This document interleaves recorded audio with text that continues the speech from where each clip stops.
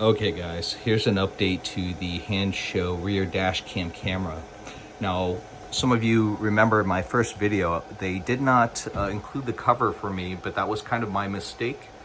And they did me a solid, they actually sent it out. It was very simple. All I had to do was clean this surface here with denature alcohol, clean it really well. Now the housing on the bottom has two 3M strips, one on each side. I basically just pulled off the strips and tacked it down. And if you could see here, it's full length. It's actually pretty cool. You can zoom in here so you can see the wiring, how I did mine.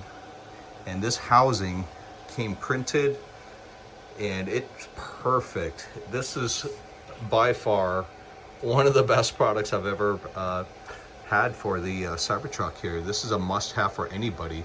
It's a beautiful cover. It totally looks OEM.